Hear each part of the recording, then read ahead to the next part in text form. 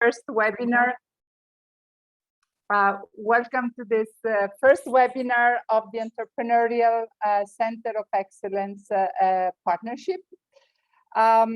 This is a new partnership under the European Network of Excellence that ETF is coordinating in cooperation with the European Commission. It's a network of centers of vocational excellence, and this is very important to point out because the centers are the protagonists for change. They are protagonists for introducing innovation, and they need to be entrepreneurial to do all this. So before giving the floor to the distinguished guests we have today and to all of us, because this is meant to be an interactive webinar, I would like to just say a couple of words on the objective of this meeting and briefly how they will be covered in the agenda. So the first objective today is to peer learn about what? About the opportunities offered by the Commission, but also by communities like COP and Entrecomp Community to work together and to learn from each other how to be more entrepreneurial. Another objective is to join this partnership. We still have possibility for a Center of Excellence that would like to join our project to join us and to be active member in this partnership. In the last part of the meeting, after 11:30, it's just about to explain and share with you what we are doing together, what we aim to do together in the next 1 year, so that if you would like to join, we can discuss how you can join our activities. Another objective, very important, is that we network, we know each other better. So please feel free to share in the chat also the web links to your institutions, to your schools, because we can only progress together. So we can only excel together. So these webinars are there to help us to know each other, network, in order that we can cooperate also beyond the webinars. This webinar is the first one in a series of 4, covering 4 topics. I will not say the topics because this is up to Pambos to tell us in a few minutes.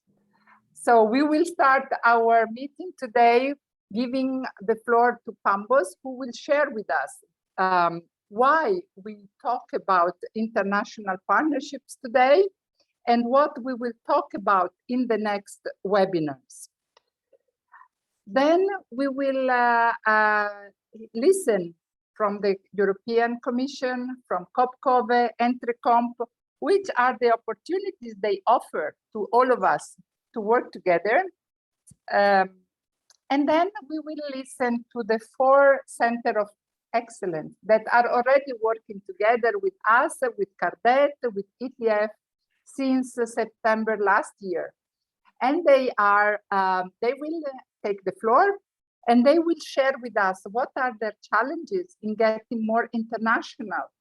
And they will look for advice, but also they will share with us what it proved to be successful in their experience, the good practices that they found out and that they experienced. And these 4 centers are very committed to become more entrepreneurial. They are from Morocco, from Tunisia, from Georgia, and from Moldova. Then, as I said, the very last session of the meeting, which is optional, is for centers of vocational excellence that would like to join our project.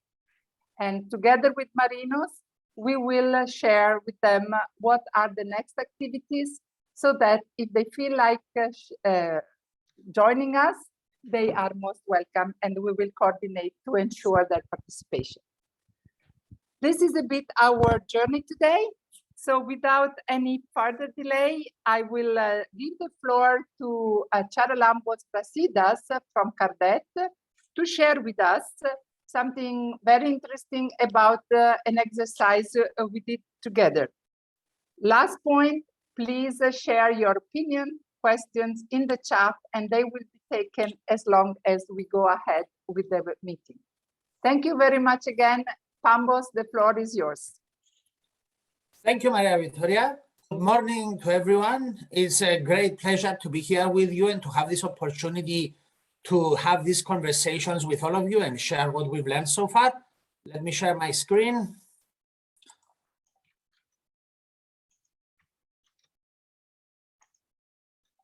All right, so my name is Javier Lambos Brasidas, social version is Pambos. I wear two hats. One, I'm a professor of learning, innovation, and policy at the University of Nicosia. And I'm also the executive director and leader of this project at Cartet. And we have the great honor to work with all the partners and ETF on this entrepreneurial journey. What I will share with you in the next few minutes is some of the ideas and the processes we followed for the reflection tool to identify the 4 common areas. For the purpose of this partnership, we developed a conceptual framework, which is based on decades of work of many scholars and a lot of partners who work in this area. And we have to agree on a basic premise that developing into an entrepreneurial COBE, it's a journey. It's something that is ongoing. It doesn't end.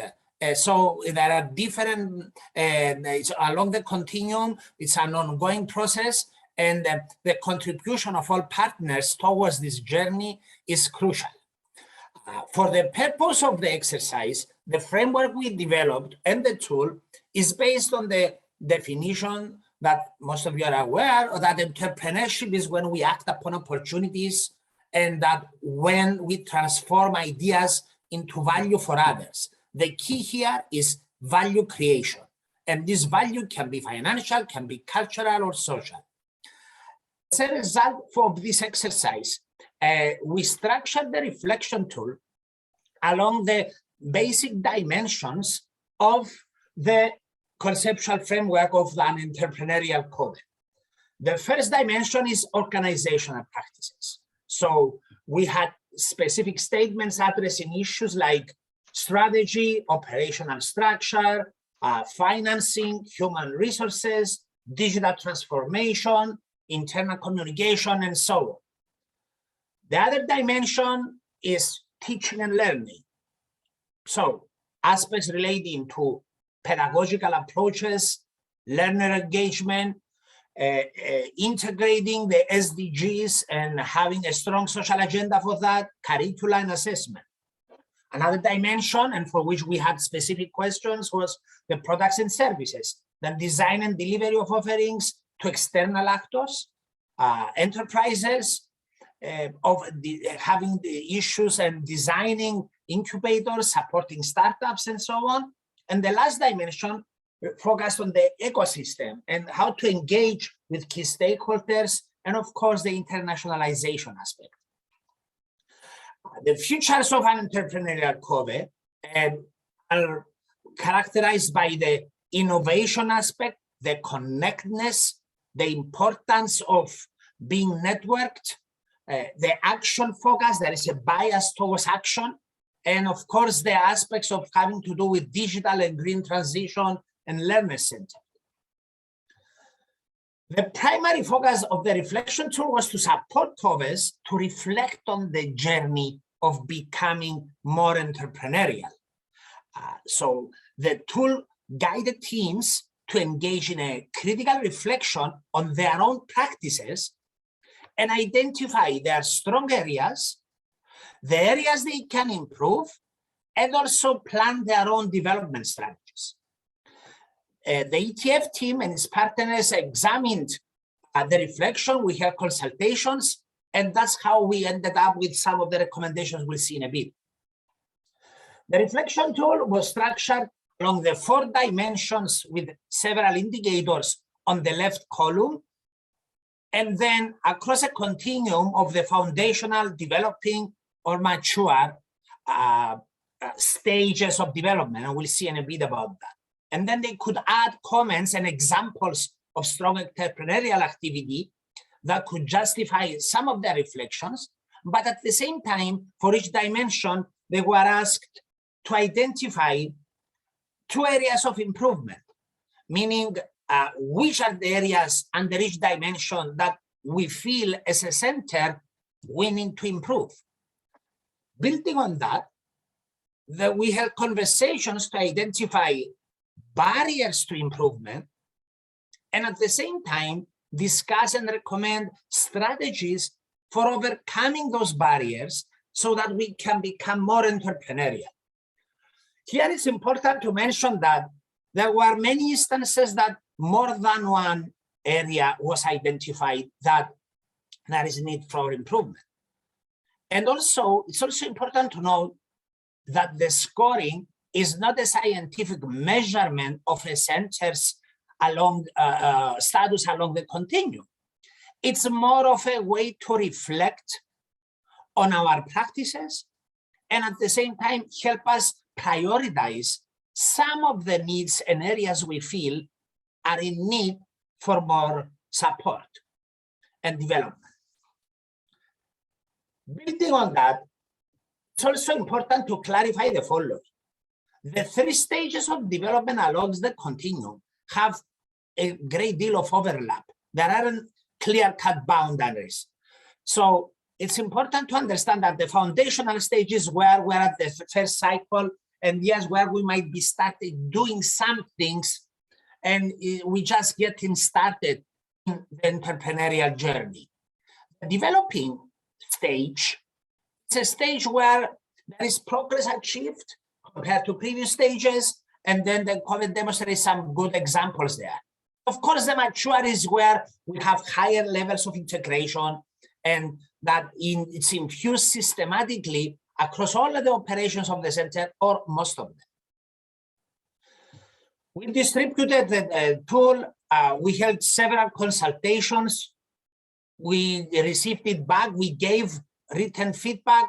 We planned one-on-one consultations with all centers, and then we agreed, we reached a consensus on what are the key aspects that we will focus. It's important again to note that we ask for each center to identify 2 dimensions in each of the areas we discussed earlier, so it's easier to reach consensus. The 4 common areas now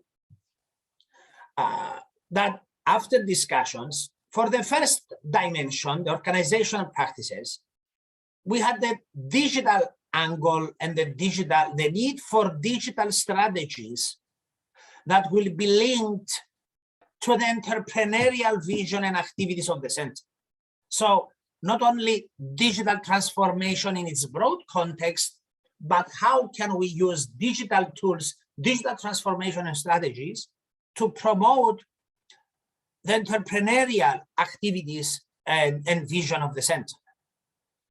For the second dimension, a key area that emerged is the need to be in more line with a strong social agenda and social entrepreneurship and with the SDGs, and how to integrate the SDGs more in the formal curricula and activities of the center. For the third dimension, regarding products and services, one need that was identified as common was the need to receive support to further develop the support for startups, the technology transfer, the business incubators. And the last but not least is the importance of the ecosystem. And there, one area that emerged as a need common to several of the centers was the need to collaborate with external key stakeholders and how to leverage the networks, both local, regional, and global, and engage in internationalization activities to better serve the vision and aims of the center, always linked within the entrepreneurial angle. So this was a quick run through of the process and the 4 areas we have identified with the great collaboration with all the COVES. I think I have 15 seconds left in my time slot. So I'll stop here and we can have later opportunities. Thank you. Thank you very much, Pambos. It was very clear, the process and how we came to identify in our partnership the 4 areas where the center believe, the COVES believe that they need to invest more to improve their performance to become more entrepreneurial. So we decided to start with the area of internationalization and partnership in the international world. So let's give now the floor to the first guest that we have today to listen what is offered by the Commission, European Commission, by COVED that can help COVES to become more international. We will have now a panel for 30 minutes, and the panel will be moderated by my dear colleague, Jose Manuel Galvin, who is the coordinator of N Network in ETF. Manuel, the floor is yours. Thank you. Thank you, Maria Victoria Pambos, and I'm very glad to see today all partners here, many of you. I'm very thankful to see you today. And as my colleagues introduced, we are trying to give in an answer to after identification of let's say information or let's say capacity need to become more international, which is, let's say, one of the keys rationale for a network of excellence. But internationalization indeed is a crucial concept shaping excellence. But internationalization is not new, and is something that also in our European tradition we are trying to develop from many years ago. But indeed, it's also very much linked to the traditions in our countries, in each country, related in particular to the role of vocational education and training in the societies and for the economy. Is an activity that is also understood by different countries, depending also on governance models, etc. And it is something that indeed in our network of excellence is a critical concept that we want to also understand better and unpackaging for the future of our activity. So for giving this answer, we have the privilege today, because I cannot say another word, of having, let's say, and identifying that João Santos from the European Commission. João will introduce himself, and also what European Commission is doing. João Santos is a senior expert, but I would say more than that, is our ideologist on Center of Vocational Excellence in Europe and beyond. So it's one of our inspiration, and we are very privileged to have him today. I have also the pleasure to introduce Íñigo Araiztegui, who is the Director of Internationalization of Técnica, which is the, let's say, the coordinator, the network organization for coordinating excellence in the Country Basque region in Spain. And also Juni Haitonen, who is the Helsinki Business College Developmental Manager, and Max Hochelsforster, sorry for my bad German, Chairman of Hans Parliament. Íñigo, Juni, and Max are also representing COVESCOP, which has been mentioned before. They are the pioneers of the Erasmus Plus, first Erasmus Plus call, but I leave the floor to them for introducing themselves and what they are doing briefly. João, the floor is yours. Thank you. Pleasure to be here. Thank you, Manuel, and good morning to everyone. My name, as Manuel has already said, is João Santos. I work at the European Commission in Brussels in the unit dealing with vocational education and training policy, and we also have the responsibility for the general orientation of the Erasmus program. You know, a lot of people think that the Erasmus program is only about mobility of people, but in fact, it's much more than that.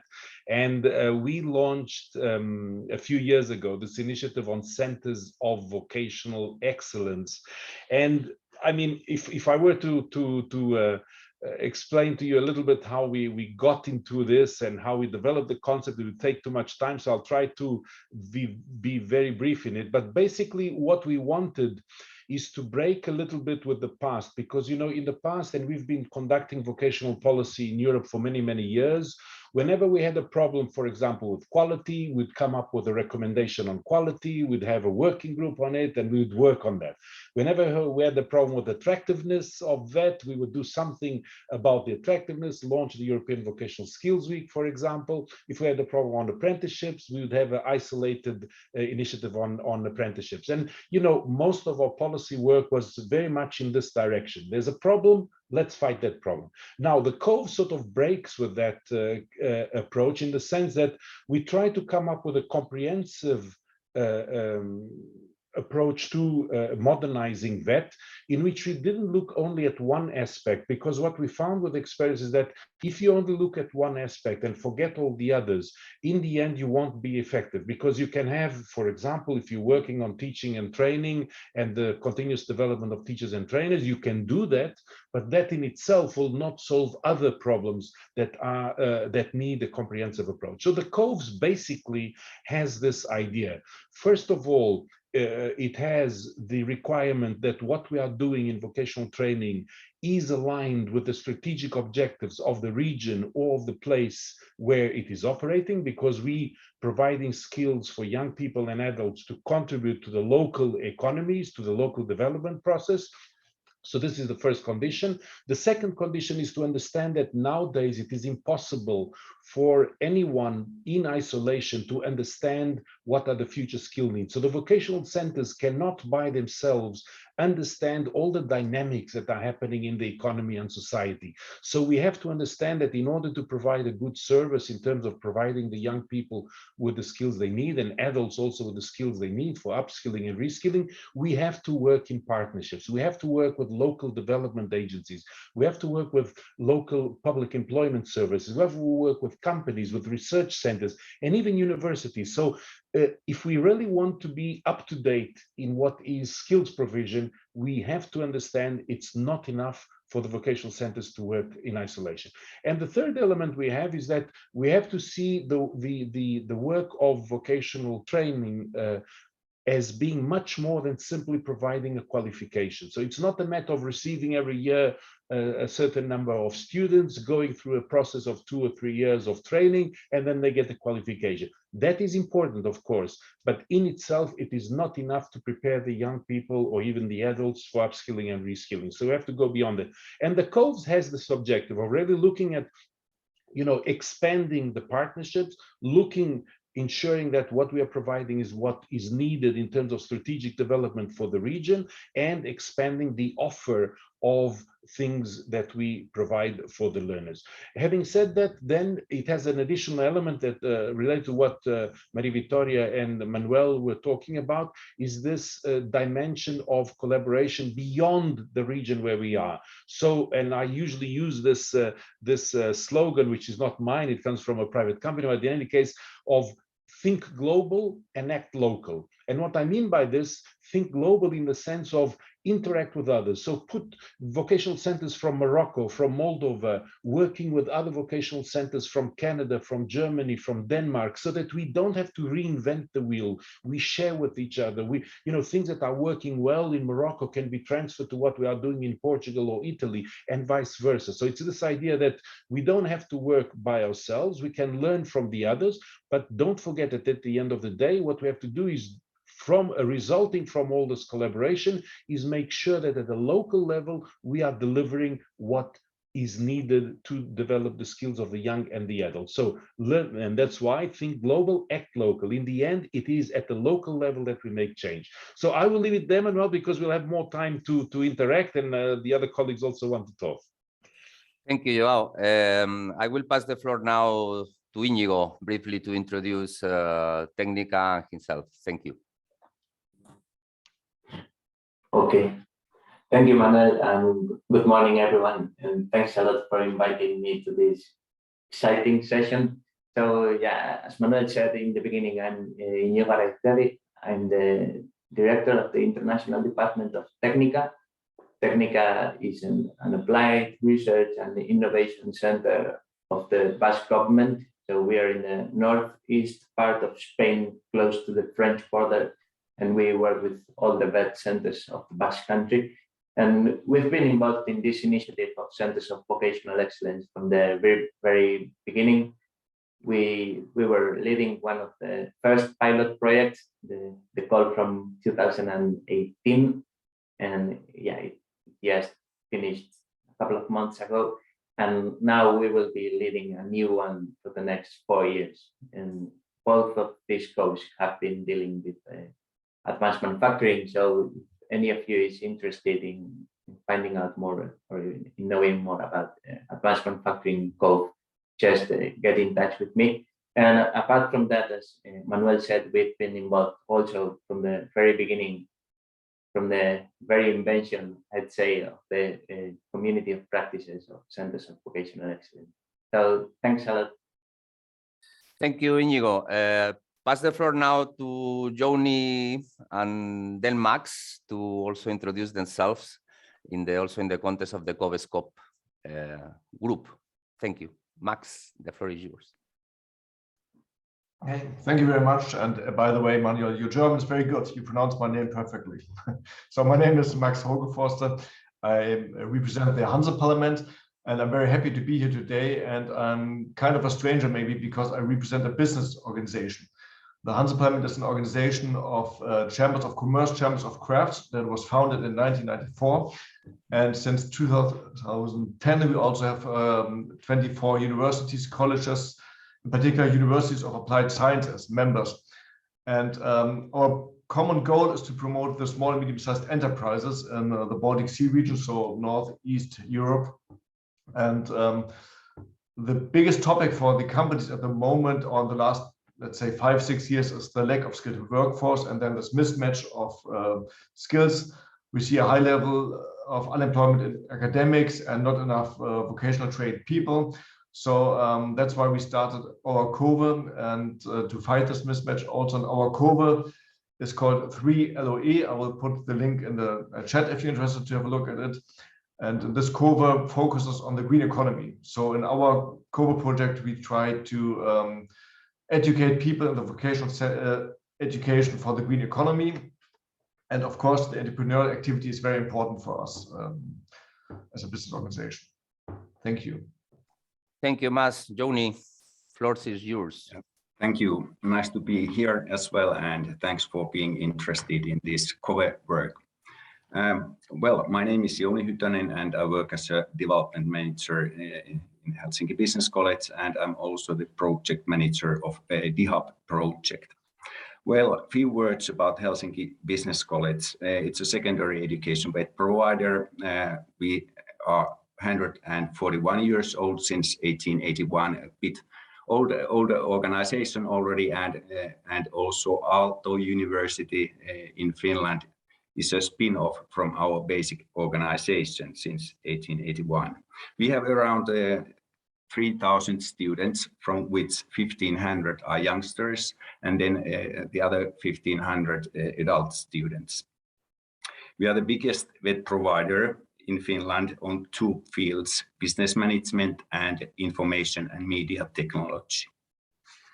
In addition to this trainings, we are active service provider for SMEs and also have a big role in development activities for internal development, for development of SMEs, and for tackling social challenges like green and digital transition and diversity issues.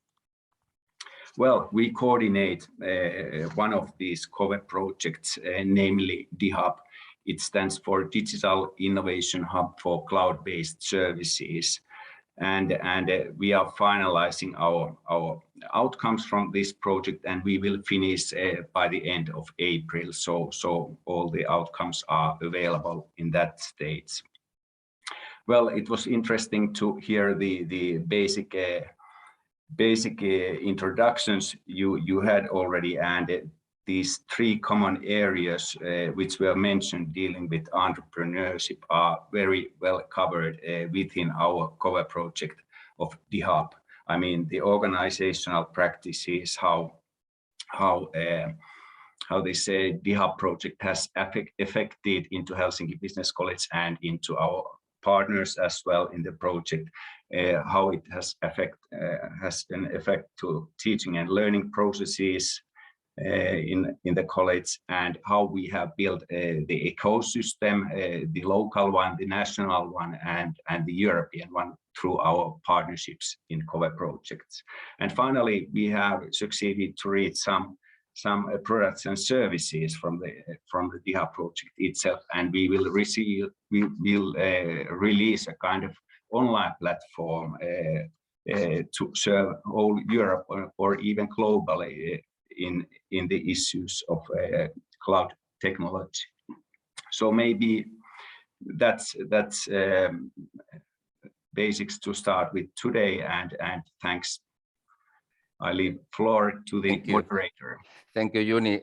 Thank you very much, colleagues. If I tell you the truth, because we are always in the, let's say, contest of co-creation, we didn't want to close too much question for you. This is a, let's say, panel on which also we call for our colleagues from Moldova, Tunisia, Georgia, and Morocco to prepare questions, because you have today the opportunity here. I think you already listen our colleagues, so the excellent profiles they have, and you know, to peer with you today. And I call you for preparing already many questions. So I would like this session would be longer, but we have also limited time.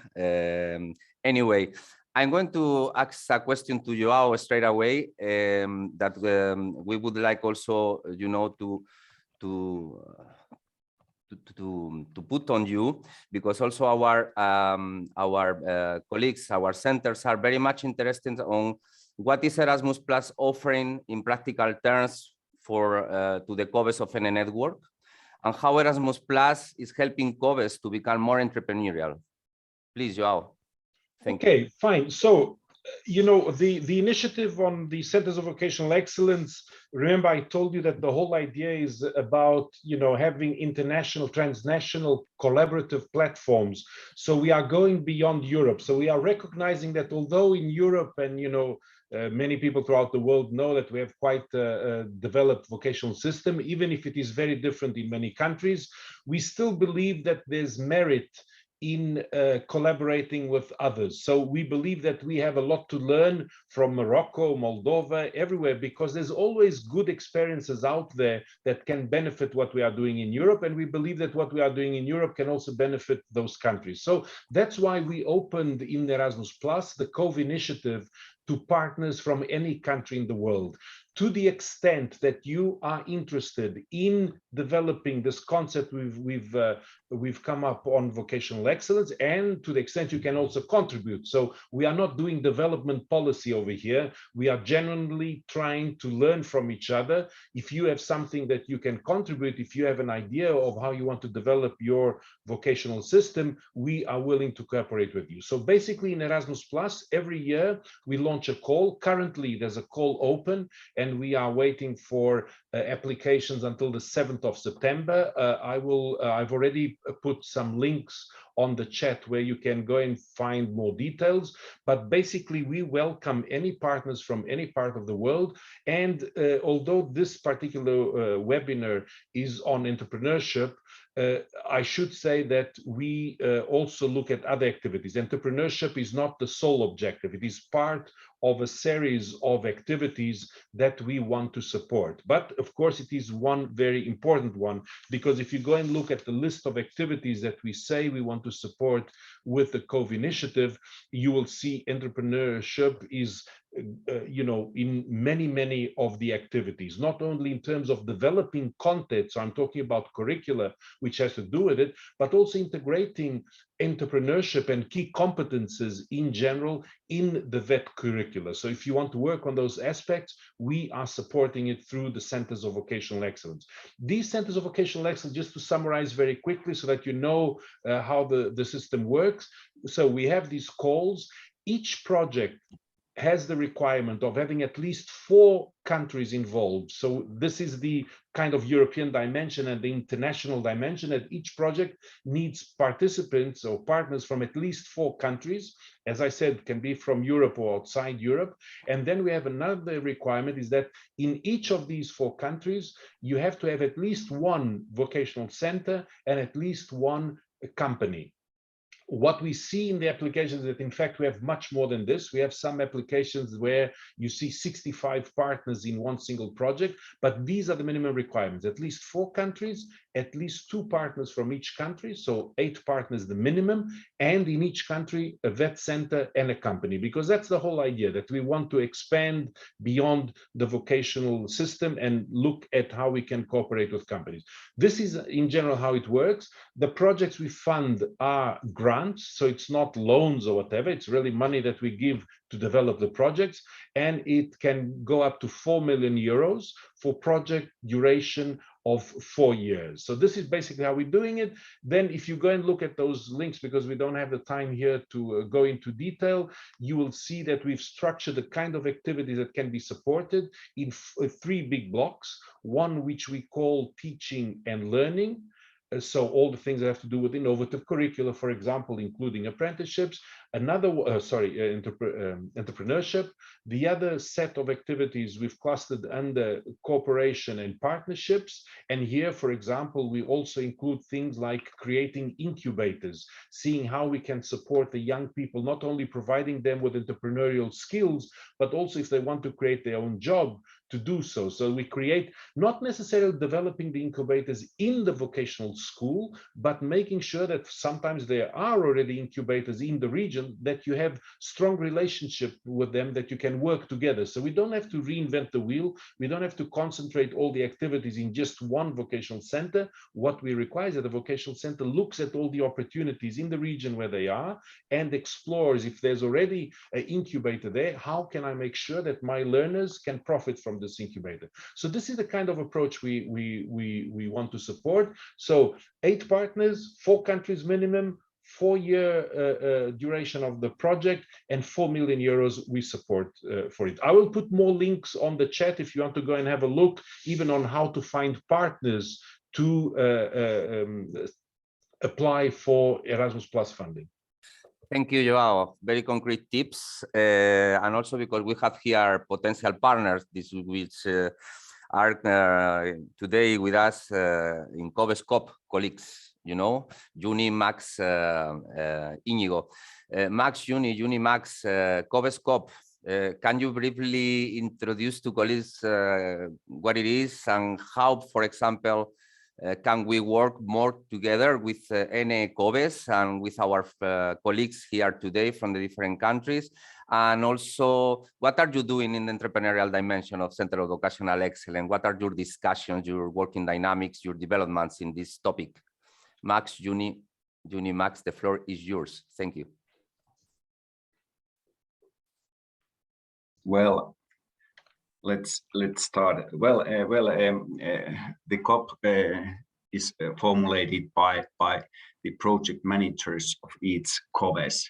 So those are the members, and we gather together from time to time. Well, for this year, usually once in a month, and we have a specific topic there in each meeting, and 1 or 2 of us are preparing the topics to the meetings, and afterwards this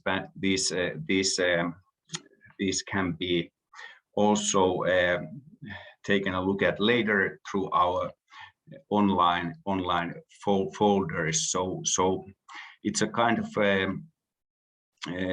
networking and sharing the experiences from each COVE project, and through this specific topic we deepen the thinking of each topic. So that's maybe the basics what we are doing. And when new COVE projects have been funded, those new ones will be joining the COP concept. And maybe Max, you can say something more. Yes, of course. Thank you, Juni. Yes, also maybe from our COVA point of view, like João said, first we set up the 7 COVAs. We have 7 countries involved.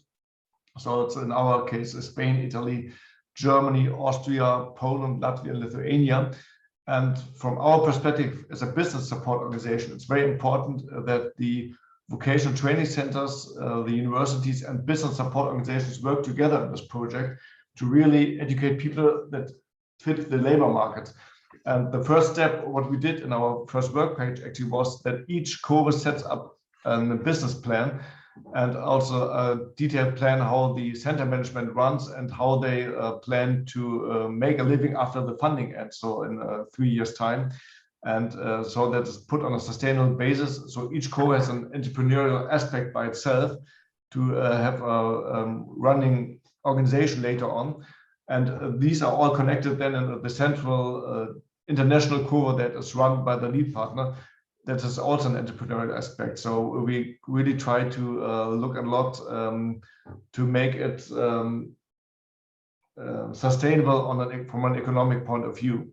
That's very important. And actually each COVA also has an education that is focusing on entrepreneurship in the green economy. So this entrepreneurship factor is very important to us. Thank you. I'm going to call for questions from our partners from Moldova, Tunis, Georgia, Morocco. Please, do you have any question to put to our colleagues? Tricky one, indeed. We also accept tricky questions. Najib. Yes, good morning. Thank you very much, Manuel. It's a real honor to be here with all your distinguished guests. Maybe I have a weakness for João Santos because I follow everything he writes on LinkedIn, all the updates. My question is indeed to João Santos. If we consider entrepreneurship as a transversal skill, which means that it is not a skill which is linked to being an engineer or doctor or a technician or whatever, it's let's say a soft skill or a transversal skill, what would be the difference in educating youth for entrepreneurship in higher education and vocational education? This is I hope my question is clear. Who takes the question? I can take it, Manuel, but do you want to collect more questions or we just answer one by one? I would like to collect more, but I don't know if our colleagues are so shy today. Okay, but maybe I can start answering this question, then my colleagues can add to it. Najib, thank you very much for your question and for the interactions in LinkedIn. Well, in fact, you are right. Entrepreneurship, well, it has 2 dimensions. You can have subjects related to entrepreneurship, attitudes and skills, but it is essentially, as you rightly said, a transversal skill. So it's not that you take a qualification as an entrepreneur. It's something that you do as, just like communication skills, just like, other transversal skills that help you throughout life. And it has, of course, various dimensions. One of them is creating the kind of skills and attitudes and knowledge in order to create your own enterprise. But I think the most important element of entrepreneurship is, in fact, and although quite often it is confused, entrepreneurship is assumed that this means creating your own company. But in fact, it is much more than that, because it has to do with, the critical thinking, the way we preparing a young person to go to a factory or to an office, and they look at a problem and they themselves, without the need for anyone telling them things, because they have critical thinking, because they are trying to improve in every detail, the work they are doing, that they have this kind of attitude to look towards the problem and solve it. So it's not only entrepreneurship, and I mean, you all know that, but I think it's important to emphasize entrepreneurship is not only about creating a company. Of course, that is also one of the objectives, but it really has to do with life attitudes. And I think if you want to provide people with those kind of skills and attitudes, it has to really be a kind of a policy within the vocational system. when we mentioned before, when we had the introduction of organizational practices, teaching and learning, and creating the ecosystem. So I really think it has to be something that is embedded in the way the vocational system works, that teachers and the teachers and trainers that are providing the young people and even the adults with those skills understand it is something that should be fostered in everyday learning, in everyday teaching, that this is something that we should provoke people to have this kind of inquisitive mind, because entrepreneurship has a lot to do with that. It's critical thinking, is trying to see where is their opportunity. It has to do with curiosity as well. You know, quite often curiosity is the sort of the mother of innovation, in the sense you are trying to discover things that are out there, trying to you know, see where there are opportunities and act on those opportunities. And this all has to do with entrepreneurship. So it's not a subject in itself, it's the way you approach a mathematical problem, for example. How do you have a maths problem, you know, the kind of thinking process that makes you look at it, and how can this then be applied to other parts of your life? It's all this kind of approach that has to be installed in a school. And it requires, it's not big, of course, sometimes you find teachers and trainers that have this in mind and do it, but that's not enough, because they will only have an impact in the learners that they are teaching. But you've really got to have this as an attitude in the organization, the VET organization, that entrepreneurial skills and attitudes are fostered at all levels. And I think one of the main elements is that you cannot expect a vocational system or vocational training center to be entrepreneurial if the center itself is not entrepreneurial. So if the center itself doesn't look at how can I become a vocational center that fosters entrepreneurship, so what do I have to do? So it's not only a matter of the learner having entrepreneurship skills and attitudes. If the organization doesn't have it out itself, it will be difficult that the learner will get it, because it has to do with the way you organize yourself. And I'm talking about, you know, really the organization of the vocational system, so that it develops this kind of ecosystem where people think that entrepreneurial skills and attitude is not something that you learn as a sort of you know, an additional element. It's part of the way of doing things. And if we aspire to have entrepreneurial people coming out of the system, this is the kind of culture that you have to install within the organization itself, because then this is passed over to the learners, because they are sort of embedded in everything they do in the organization. And so, Najib, we could go on for hours. I hope that at least I touched a little bit of what could be the answer to your question. Thank you very much. Thank you, Joao. I don't see hands up, but I see one question in the chat. But allow me to ask one direct question to Íñigo, because we have to profit. He is here today representing the country Basque, one of our successful examples in the European Union. Please, Íñigo, can you tell us, let's say, what are the main ingredients of the country Basque addressing entrepreneurship dimension and competences and, you know, centers in your network, in your region? Dear Manuel, I don't want to interrupt anyone here, but I wanted to say just a few words. First of all, Please. It's an honor to be here, but we are taking the first steps, and our experience is very important. Your experience is very important to us. And all this information, which is for just raising awareness, and I'm sure it will help to strengthen our college and entrepreneurial activities.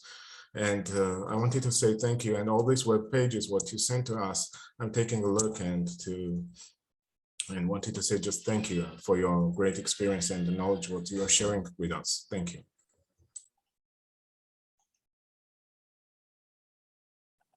Thank you, Levan. Thank you very much.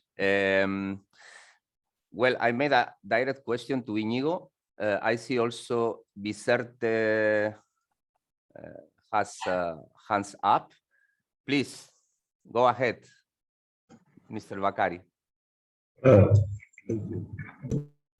Or some of you, whatever you organize. The team, please. Vicente team, please. Good morning. Bonjour.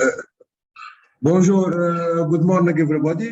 We have a question that how we can build partnerships that promotes the sustainable development goals in favor of entrepreneurship?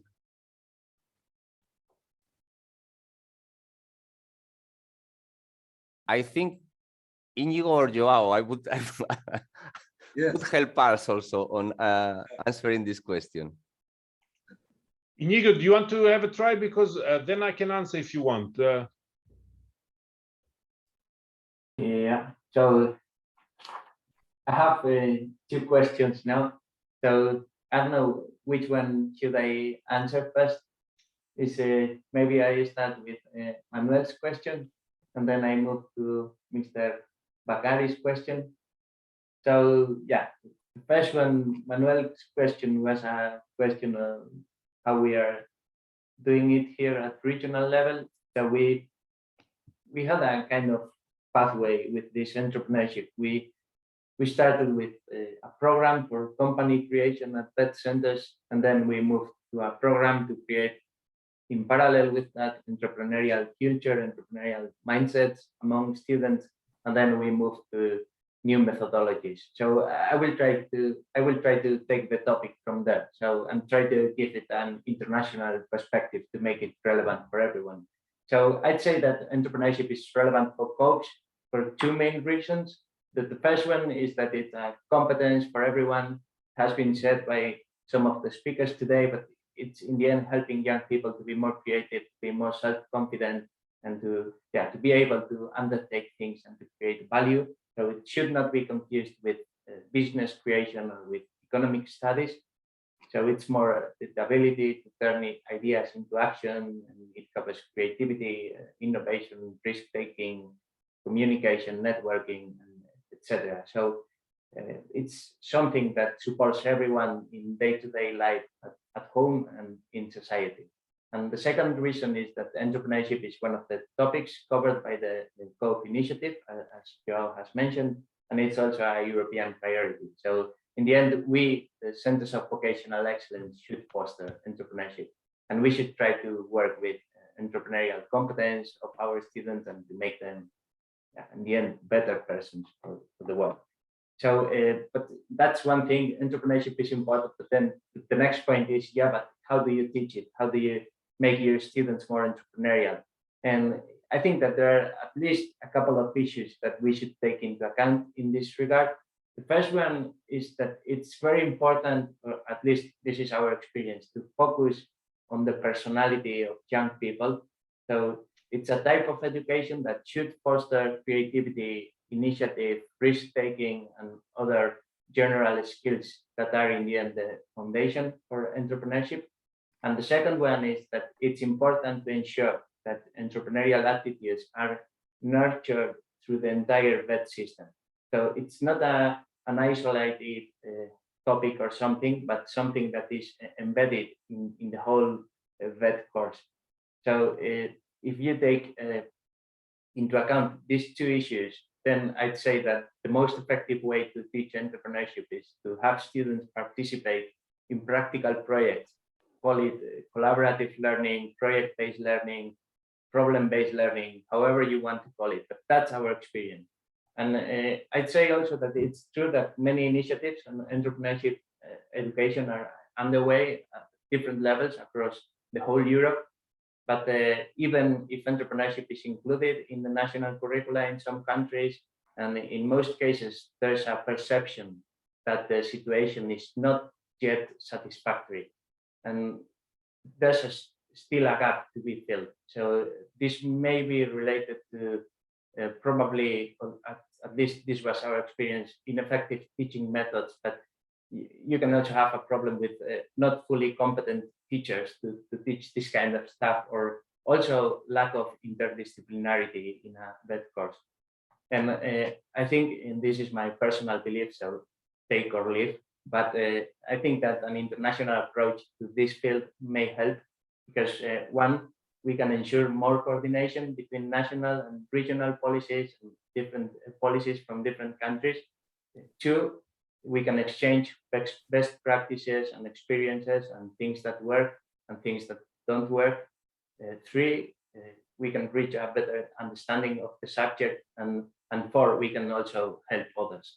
So in summary, I'd like to say three things and one conclusion. The first thing is, if you want to teach entrepreneurship, you need to take into account the personality of young people.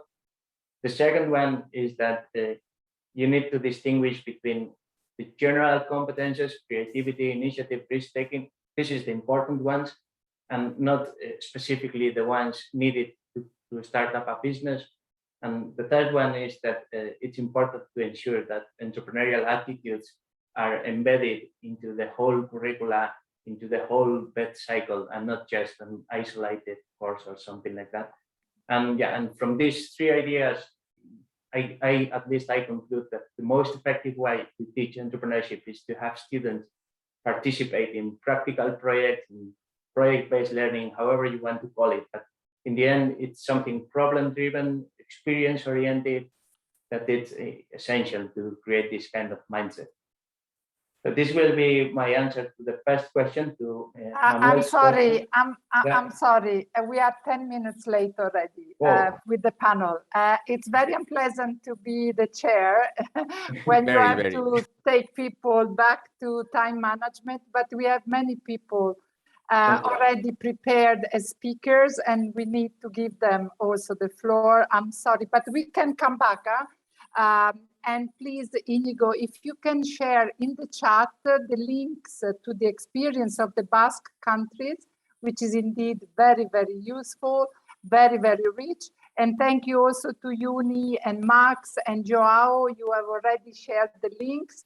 I'm sorry, I will not take questions at this stage now, because we need to follow also a bit our agenda and give the floor to the 4 COVEs that already started working to be more entrepreneurial. And I will start by giving the floor as per agenda to Mrs. Angela Botezzatu. Thank you very much, Jose Manuel. Thank you to all panelists. It was very rich. In fact, we went beyond, but it was very useful. And maybe we can continue later, but let's also listen to the 4 COVEs because they prepared their presentation and they have questions for us all. So Angela Botezzatu from the Center of Excellence in Economy and Finance in the Republic of Moldova. Angela, the floor is yours. Thank you. Dear colleagues, honorable assistants, I propose to your attention the challenges and good practices of public institutions, Center of Excellence in Economy and Finance. The biggest challenges are the first, language barriers, the difference between the areas of interest of the institutions. Not long ago, there was no platform what would help us to increase the international visibility of vocational institutions such as Erasmus Plus or eTwinning. Moldova isn't a member of the European Union community and does not have access to some international projects and COVID-19 pandemic situation.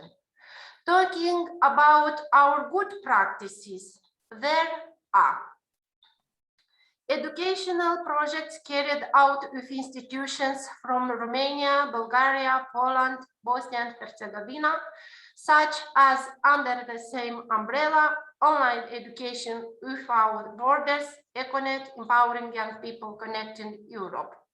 Participation in international fairs and trainings fields, Austria, Czech Republic, Romania. School fair companies, organized by Junior Achievement, participation in the Innovation Camp Europe, the Entrepreneurial School Awards by Junior Achievement Europe 2020, and participation in the international competition IT or Quantic.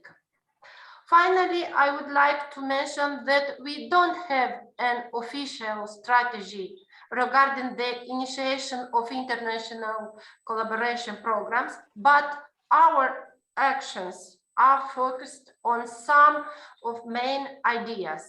The strategic objectives set out in the Strategic Development Plan 2021 to 2026 managerial operational program for 2021 to 2022, internal procedure for collaboration with educational partners, and public institution. Our institution is a member of Entrepreneurial COVID Network. Thank you. Wow, Angela, you have been very quick, but you still there are still a few minutes to be dedicated to your center. So maybe I know. you are always very pragmatic and very synthetic.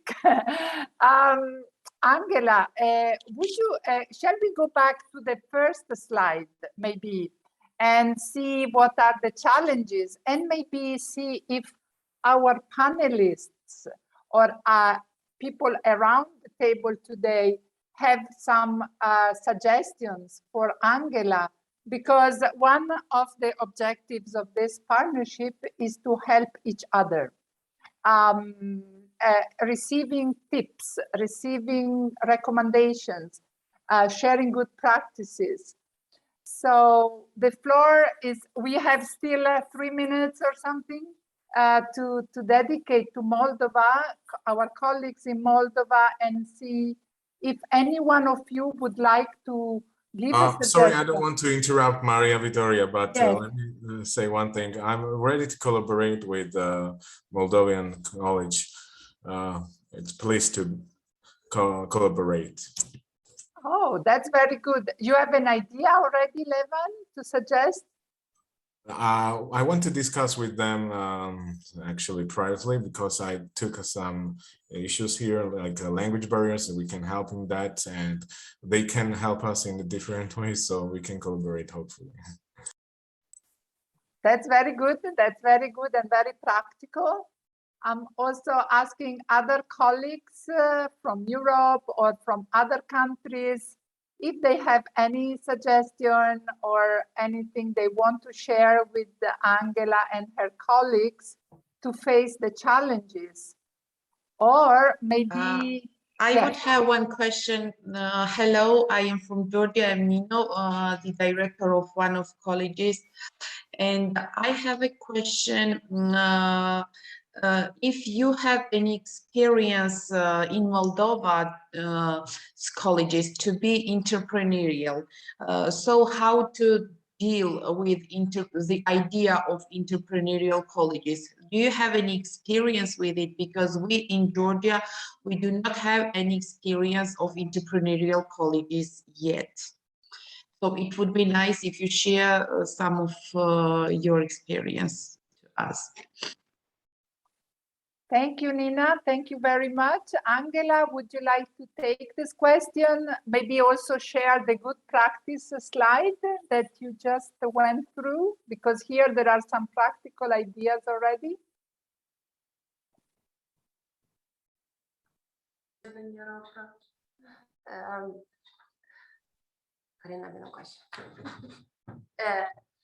If you let me to talk my student, and she will speak about our. I can try and translate. Okay. Her thoughts.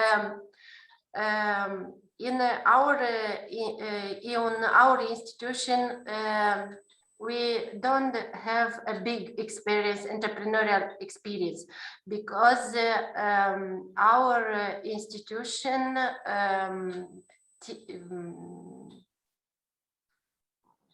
formează la programe. Can I respond later? Okay. Okay, we can talk privately about this issue, as Levan said, if we have some language barriers, because we can speak Russian also as a post-Soviet country. So all of us, we are able to speak Russian too. So we can. I understand Russian. I understand Russian. I can speak in Russian. Yes, okay. Yes, and that's why I'm saying that we can communicate and we can send you the questions we have, and if we make some partnership for future, we can apply for example, Erasmus Plus together as a countries. technologies. So let's communicate privately, as Levan said. Okay. Great. So yeah, absolutely. That's one of the objectives of the partnership. So we move now to Tunisia and give the floor to Mr. Murad Bakari, the Director of Center for Apprenticeship in Bizerte, Northern Tunisia. The floor is yours, please.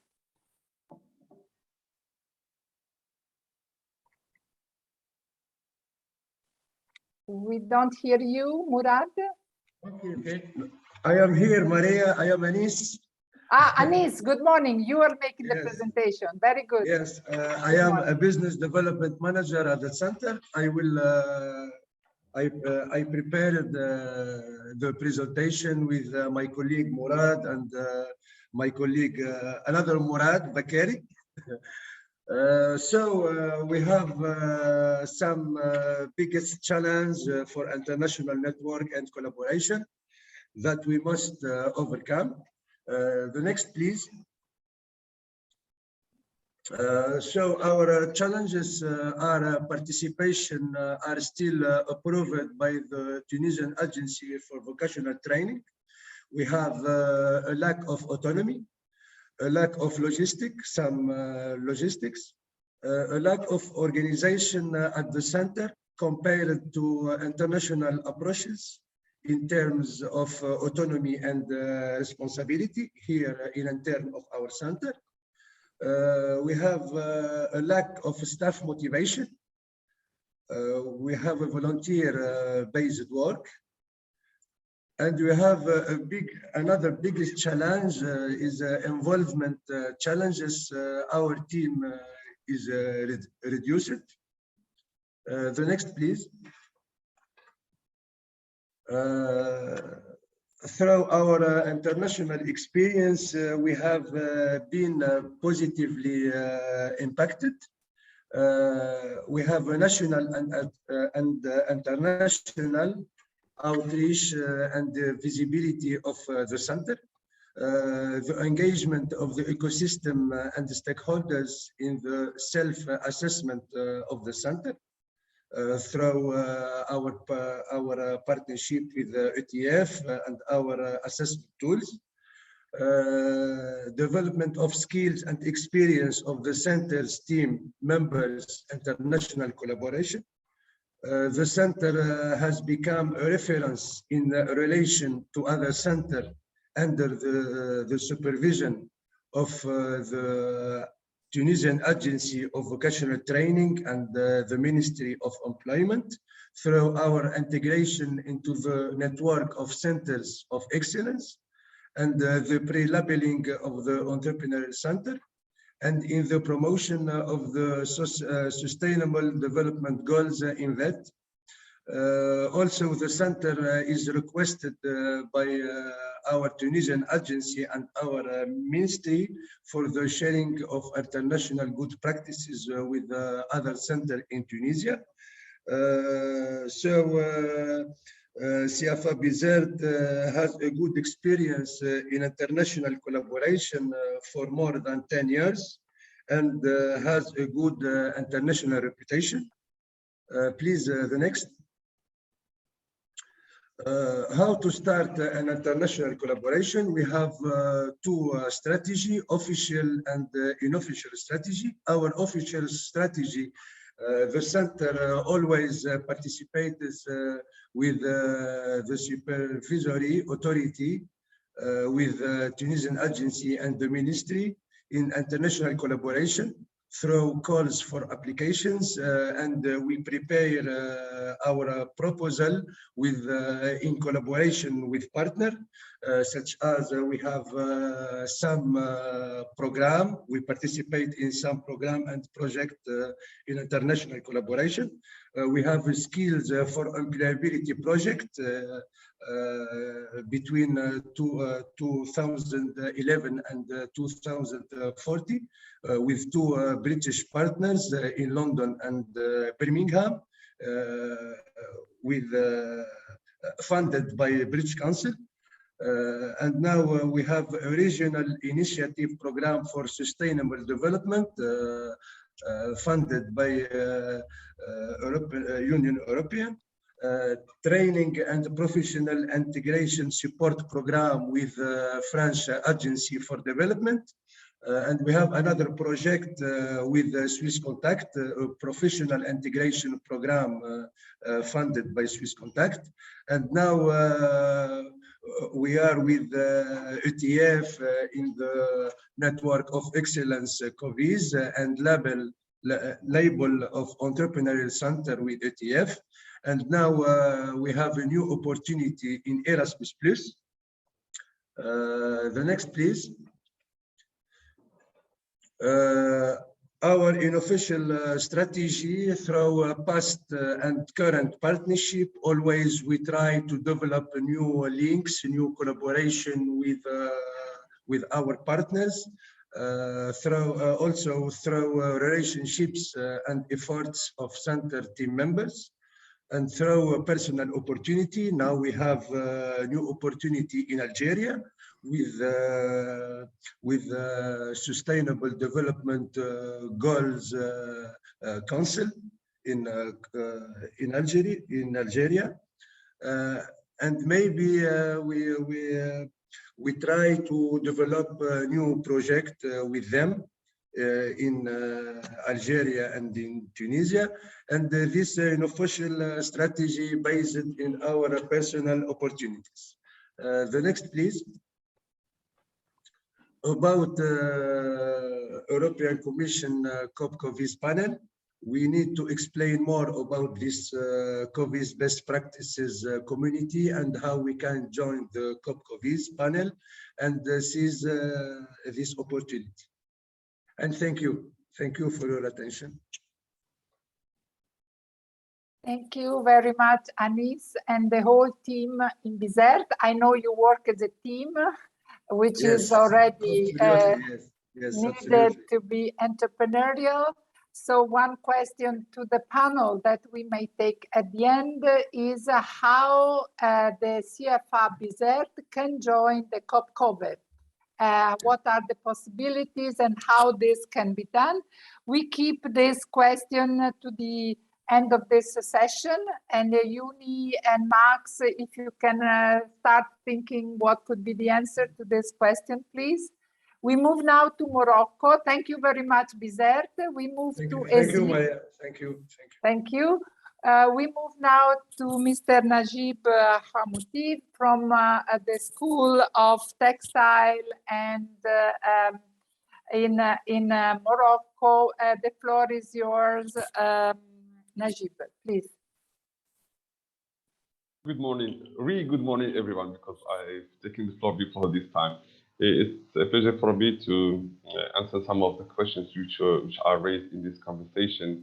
I will just follow the path of my colleagues from Moldova and Tunisia. Regarding the challenges that we face in terms of international collaboration, we have found it, I will make maybe confidence here, but we found it really difficult to define a strategy and asking those basic questions, those big questions. Why should we internationalize? How should we do it? With whom, etc. And it was like finding it also difficult to define a business case for this internationalization. We are not going. We were saying we are not going to do internationalization just because people are doing it somewhere else. So we had to find a strategy. Of course, now, as I'm going to see it later, we have maybe overcome this difficulty, but this was an early stage challenge. We also found it difficult at the beginning to network with potential partners. There was a time when we didn't have, all these digital tools which are available now, and also sometimes you find it because we were not very strong in external marketing or external communication. We were not able to sell ourselves to the external world. So it was just like writing a random email, structured email, but randomly to people that you have met before, and who are not, if you like, morally maybe obliged to answer you. So we started learning, of course, lessons from our failures. What you have also as a challenge, but this one is still a question of in the current conversation. We haven't overcome it yet, which is the issue of regulations. Regulations, because we work under the authority of the Ministry of Industry and the Ministry of Vocational Education. And ministries, they have rules and like rules of conduct, accreditations, etc. So this question of regulation comes in the conversation, especially when we are talking about mobility of students overseas. We don't have the same system of grading, and we either grading individual exams or grading a whole semester, evaluation of a whole semester. We don't find the same like names of courses here that we find in Europe, etc. So this question of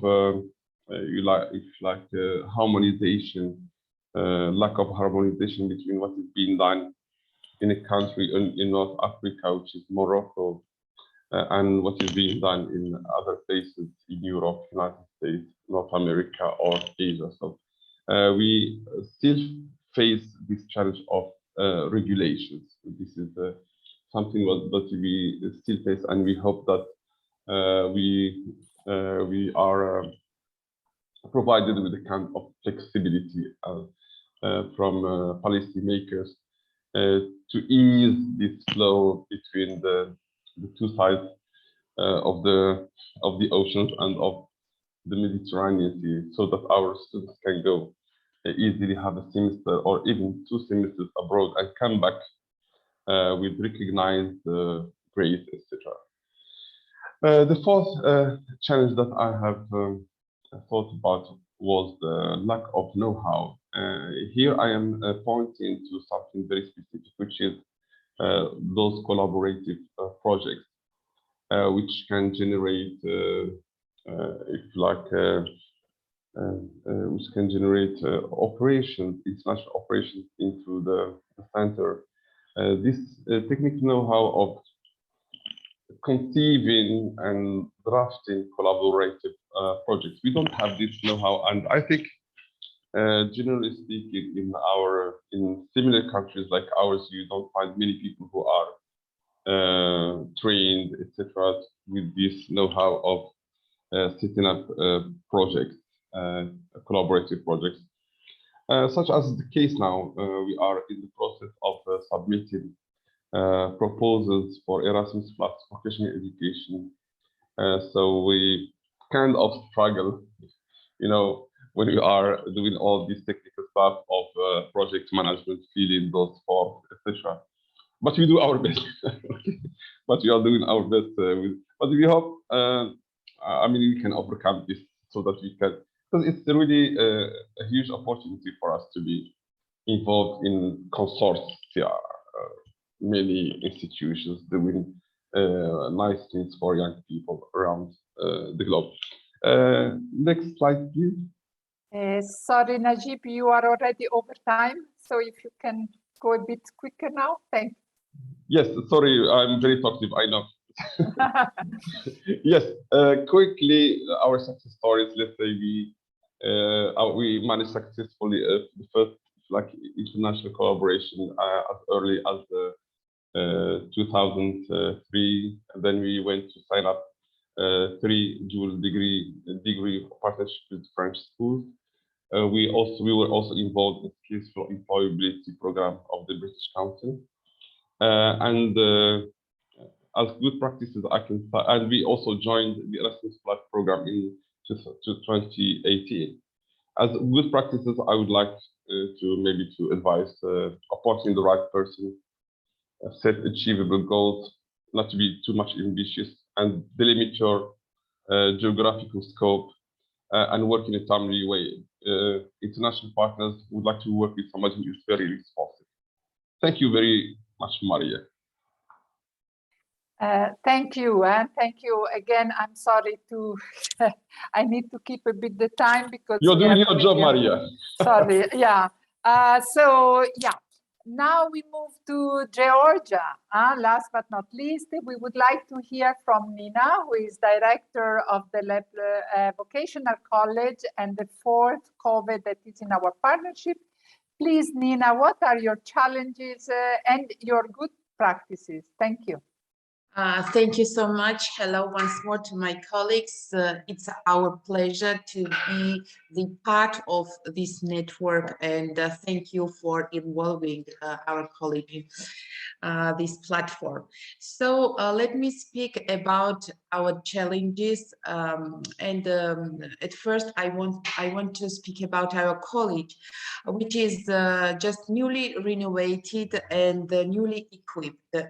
Our college is really popular in our region. It's just one college in the whole region of Kujunduri in Georgia.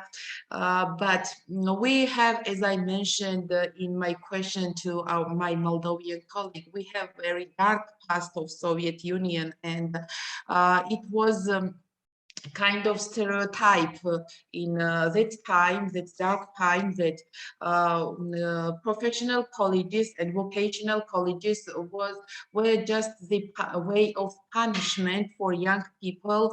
And we face the biggest challenge.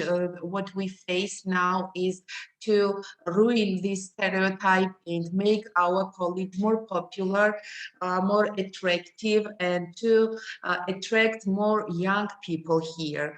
My college is providing more technical professions like building, welding, plumbing, electricity technicians, as well as cooking and tailoring. And we have very well equipped modern fab lab, and which is very popular within young people. And the biggest challenge what we face during our effort for international networking is the language barrier within teachers, our teachers, and the competencies of teachers. Because you know that technically business is growing and increasing the opportunities, and all modern equipments are very kind of very new for our teachers who are teaching, for example, during 30-40 years in colleges, and this is very big challenge for all colleges in Georgia to increase the competencies of teachers. So we will need the help to make more trainings for teachers and make more popular our college within young people. And we do our best to make popular. We create our TikTok account, Facebook and Instagram, and to make popular these professions. And the business market has a very big need of professions such we provide. But we still need to attract young people, to ensure them to come to college and study these professions that we are providing. And the government is putting very great resources in this to make more popular vocational education. So if we talk about successful stories, unfortunately, we don't have yet any successful stories of our international networking. And that's why I am very happy to be the part of this platform. And we are very eager to be involved in Erasmus Plus and to motivate our students in this way to study English at first, to study European languages and then be involved in this process and be the part of Erasmus Plus, because in higher education, this program, Erasmus Plus program, is very popular, and the students who go to Europe and the teachers who are involved in this process, they have high salaries. They come to Georgia, beg these students, and they find jobs. So this is very good opportunity for educational education. How to start an international collaboration, if you ask me. Yes, this is the way how we can start it, to meet each other, to make more friendship, more connections with our colleagues from Europe, for countries like Georgia, because I think we have many things to say, to share to each other. We have maybe some same problems, and we have many things to learn from our European colleagues, because the idea of entrepreneurial colleges is very new in Georgia, and none of the colleges of Georgia do this. We had very good changes in our legislation, and government is very supportive for colleges, for vocational education, and they try to teach us how to start this way, to go more entrepreneurial, how to give services, how to produce things and sell, how to generate income. On the local level, the government and Ministry of Education and the Skills Agency, which is very newly created in Georgia, they are very helpful for colleges. But on the international level, this platform and all platforms like that is very important for us to study, to learn how to do this and what practices are in Europe. So I think that this is all what I wanted to say. If you have any questions, I'm ready to answer. Thank you. Thank you very much, Nina. Thank you, the four Center of Vocational Excellence that are working together and to become more entrepreneurial. Thank you for having shared with a lot of honesty what are your challenges, a lot of transparency, issues of languages, issues of capacity, issues of autonomy, issues of frustrations, because it's not so yes, because if we don't speak about, if we don't speak honestly, we can't solve our problems. So okay, but yeah, that's true. So in a very honest way, I will now apologize with Mr. Azizaga, Mr. Betayeb, and Mr. Talap. I saw you ask for the floor, but as we are 20 minutes late, I would suggest that we take our little coffee break, virtual only, I'm afraid. We take 5 minutes to break, and then we continue. I will give the floor to the three people who asked for the floor, and then we will hear from Entrecomp Community. Thank you very much for now. See you in 5 minutes at 11:35. Thank you.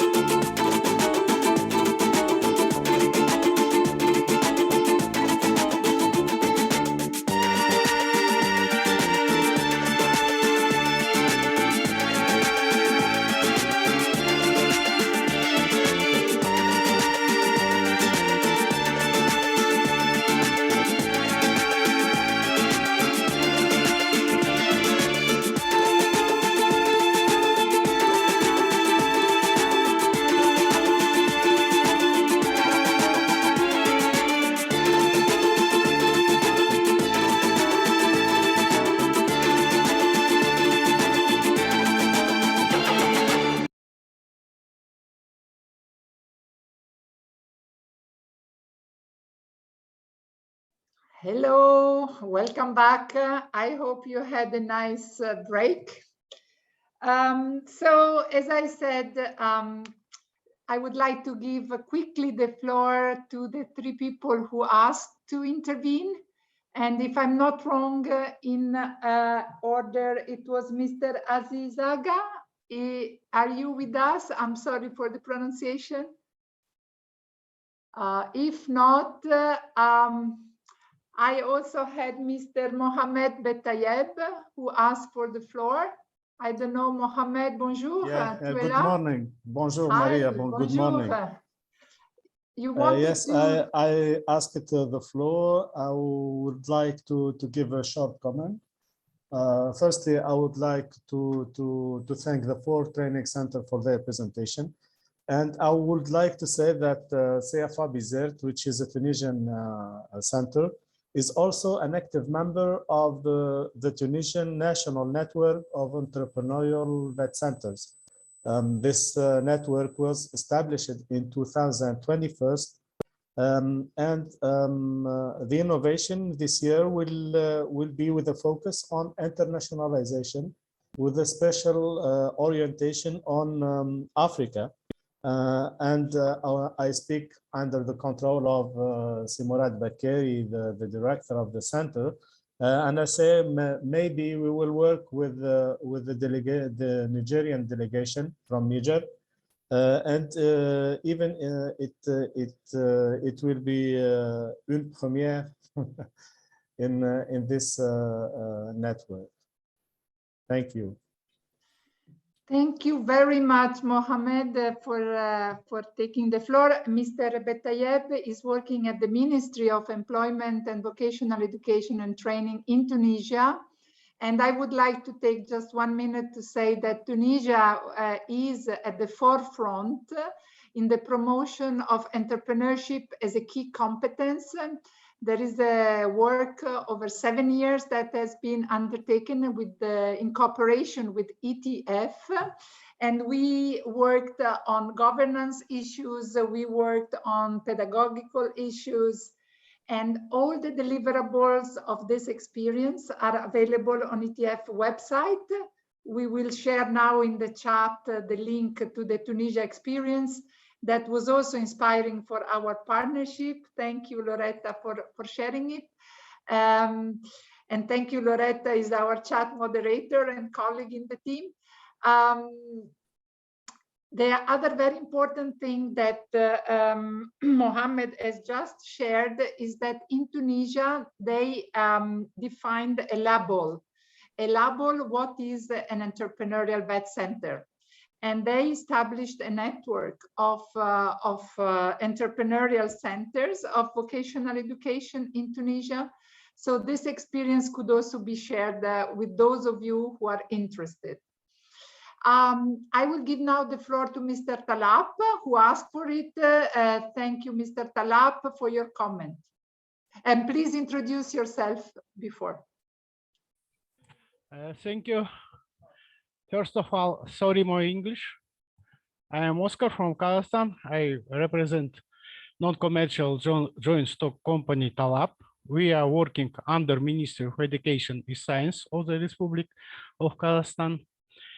And now we, last few years, realized the project Jas Maman. In English, it's mean young professionals. We modernized approximately 200 colleges, vocational schools. We spent approximately $1 million for each colleges.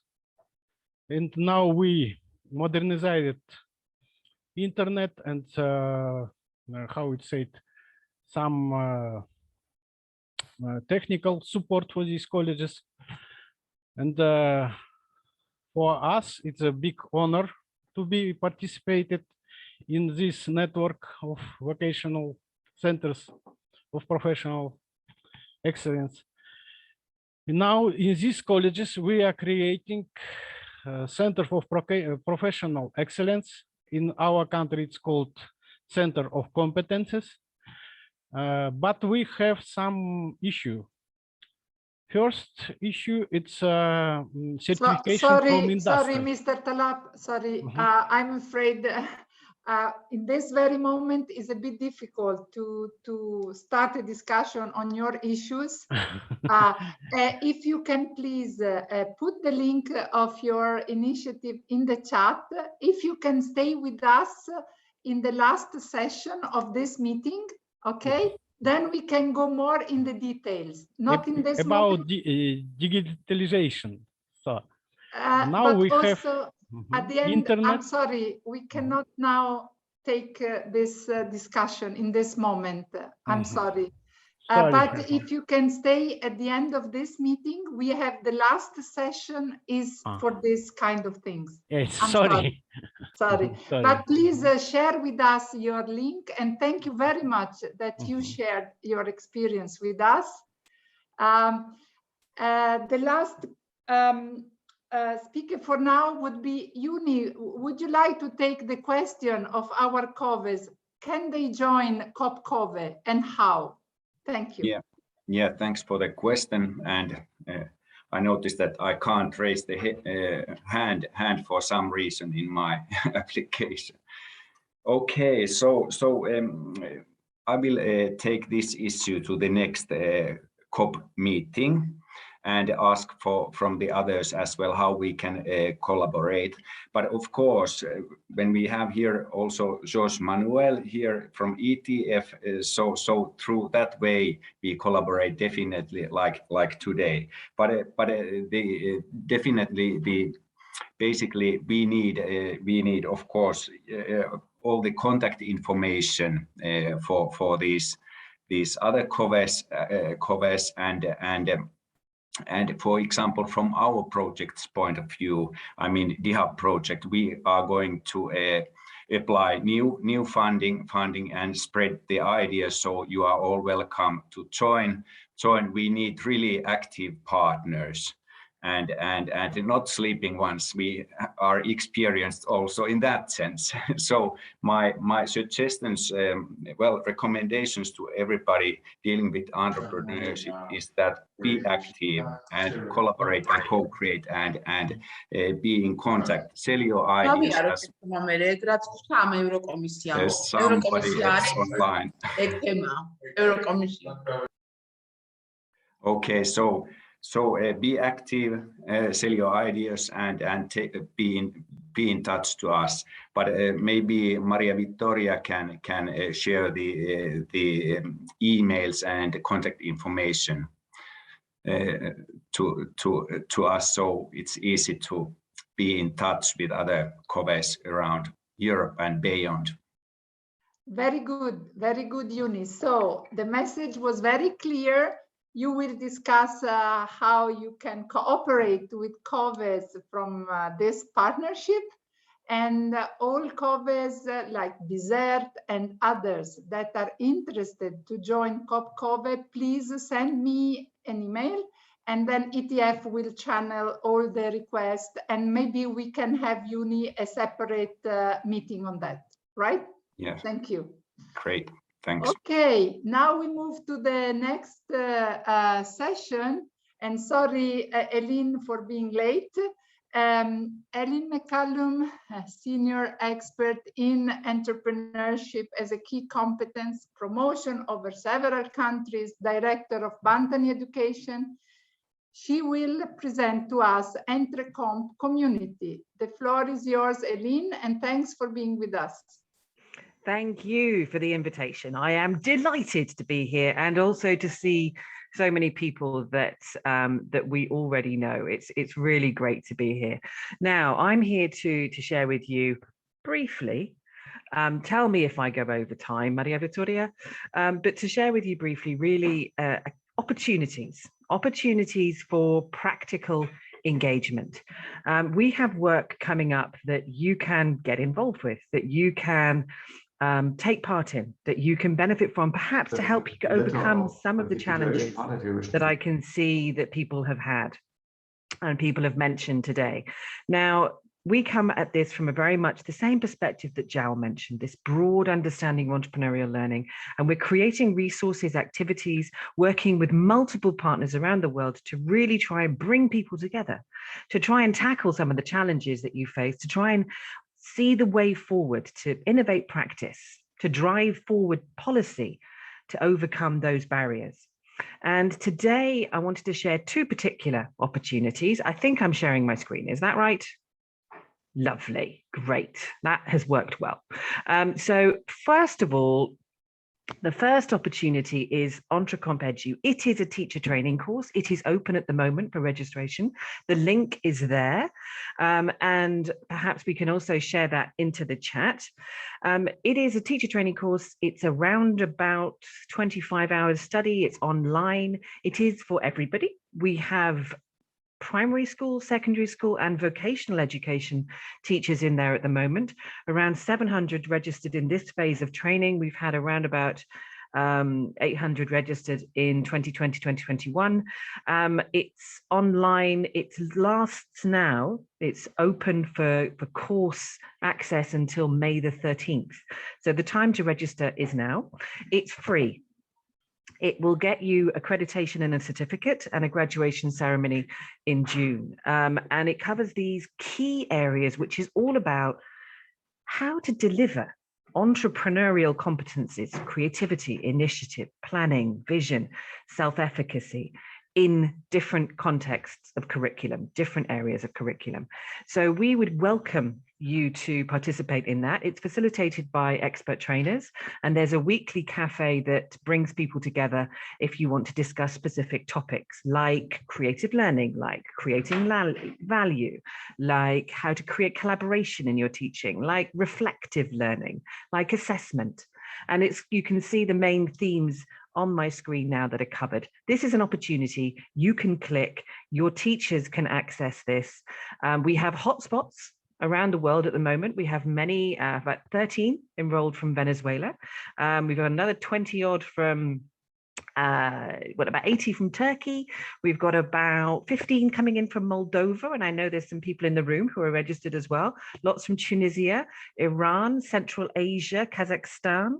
So many, many countries outside EU and inside EU. And this is open to all. It's being run in English and in Spanish this time. So please share this. We have capacity to take some more. So this was something that we felt would be really appropriate. So this is opportunity number one. Okay, opportunity number two is the Entrecomp community. Now this is a space, it's an online space where you can connect, share, learn. That's what it looks like when you get into it.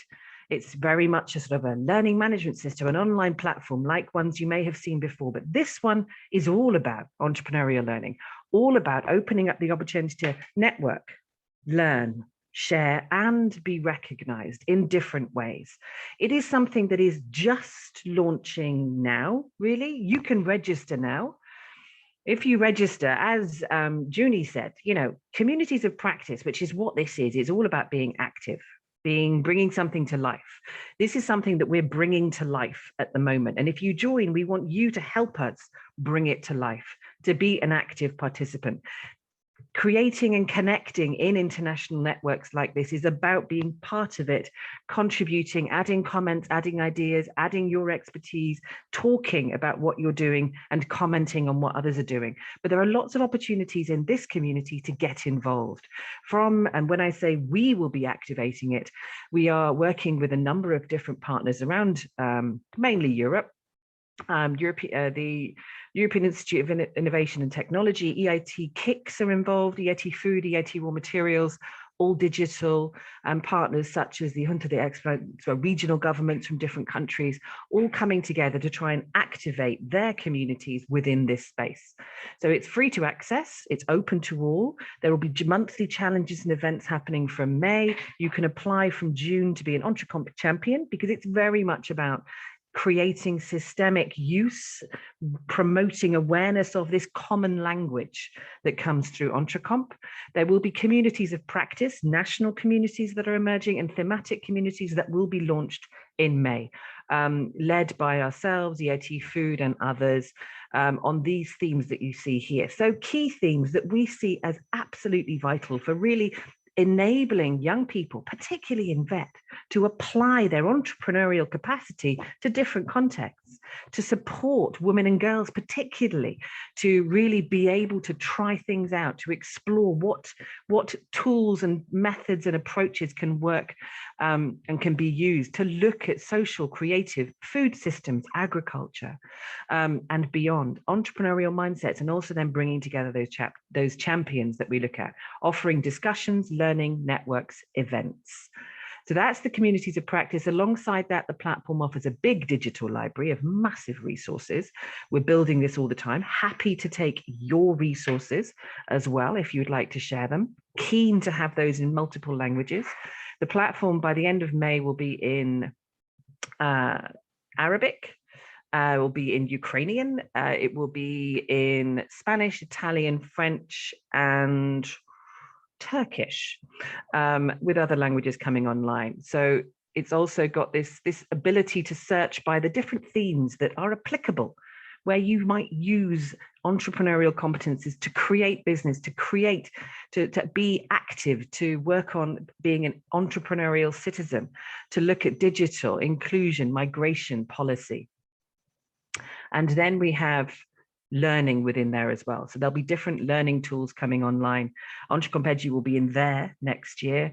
It's accessible via there now, but also we'll be opening up sort of recognition to earn digital credentials, to earn badges that you can share on LinkedIn, on Twitter.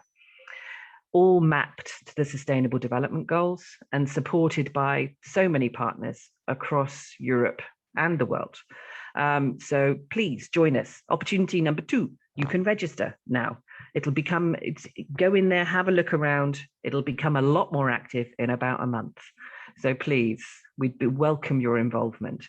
And it is a way to increase your international networks and awareness for you and colleagues across your institutions. I have to say thank you to various people here, Thinky particularly, who give us this lovely high quality platform for free. So there we go. That's me. Very swift. Hopefully, I was within time to chat through the Entrecomp Community, number 1, and Entrecomp Edu teacher training course, free to access, number 2. Thank you so much. Yes, you were within the time, and you were, I think, very clear in sharing a couple of opportunities for people around the table today and other people that they may want to inform about these opportunities. We have some time now for questions to Eline. If anyone has got a question to her or would like to comment on this richness of things that Entrecomp Community is offering, there is some time now. I don't know if there are hands raised. Mr. Azizaga, please, the floor is yours. Thank you, all of the participants and all of the speakers. And I'm also thankful to all of you who is the organizer of this event. Actually, I would like to introduce myself. My name is Azizaga Atakshiev, and I am a director of the Joytsar Vocational Education Center. And currently, we are reorganize our work according to contemporary standards in Vocational Education and Training Center. And our center actually will cover 19 regions of Azerbaijan. And we are supporting especially our goal to equip job seekers and unemployment people with skills that labor market needs, and so helps them to find the proper jobs in the market. I also, we are currently implemented 2 projects. One of the agrarian training project. We also benefit some of European experience, especially we are learning ETF activities and experiences, and we are also promote entrepreneurial mindset in our center. And I would like to say that we are partnership with the Minister of Agriculture. Also, they arrange us some free land, and we are there are some experimental activities, and as well as we are planting some seedlings to share some experience, and also we attract some our students for this plan. I actually we are eager to learn some new experience, and all of the speakers their presentation very interesting for me, especially for our center, and we in future we would like to benefit all of these experiences. And it's thanks again for inviting us to this webinar, and I appreciate, and I very very pleased to be a part of this webinar. Thank you. Thank to you, Mr. Atakishiev. If you would like to share in the chat the link to your vet center so that we can share it with everybody, that would be nice. And for you and for Mr. Talap from Kazakhstan, and for you from Azerbaijan, and also for other participants in this meeting, if you would like to be part of our project, I would like to ask you to stay until the end of this meeting now, where we will share with you which are the next activities. And if you want to become a full member of this project, please stay with us, and with Marinos in a few minutes, we will share with you what's coming up in the project and how you can be part of it, okay? And this is an invitation open to everybody, but especially to centers of vocational excellence that would like to join our partnership and who would like to cooperate more closely with the ETF, with CARDET, and with the COVES in Morocco, Tunisia, Moldova, and Georgia. Now, we are getting, thank you very much, Eline, for having shared these opportunities. We saw them in the links. We will share them also in the message that will follow this webinar. And they are free of charge opportunities, not only to have more expertise, to get more expertise, but also to network with other countries and communities, which, as we know, is at the basis of being innovative and effective, and also to have more fun, let's say. Thank you, Eline, and thank you to the Entrecomp community. Now we are getting to the end of our meeting. I apologize as a chair that we are half an hour late, but it was so rich and it was so interesting, all what we have discussed. As a follow-up to this meeting, you will receive a message with the presentations, with all the links.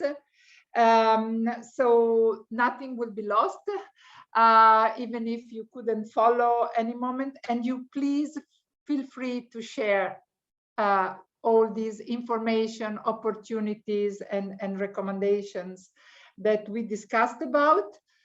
Our next meeting is on April the 5th for the second webinar of this project on entrepreneurial centers of vocational excellence. The topic that we will cover on the 5th of April is to be digital in order to be more entrepreneurial. So we will see on the 5th of April how digitalization can help to become more entrepreneurial as a TVET center.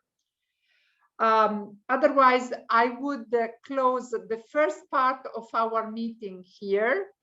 I repeat it, if there are centers of vocational education that are interested to know what we are doing in our project and who would like to join us in this project, that will last for another year, please remain now in this meeting, and we will share with you what we are going to do in the next few months and how you can benefit from coaching and from other initiatives that we are organizing.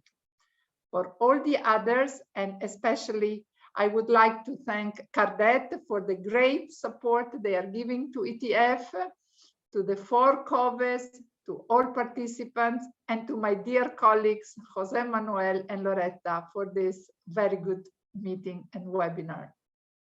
Thank you. Have a nice day. And thank you very much. Have a nice day to you too. Thank you. I didn't say this in the beginning, but as ETF, we are hoping that the Ukrainian crisis will be solved swiftly. Ukraine is a partner country of the ETF, and we all suffer for what's going on. Thank you all. Thank you. And please remain with us if you want to know more Maybe about we the turn project. on our cameras for a photo. Ah, yes, good idea, Pambos. Let's switch on the cameras and we take a picture. I went to the hairdresser today, so I want to make sure it all looks good. Please, especially ladies, please.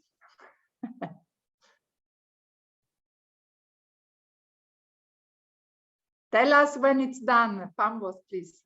Ready, smile.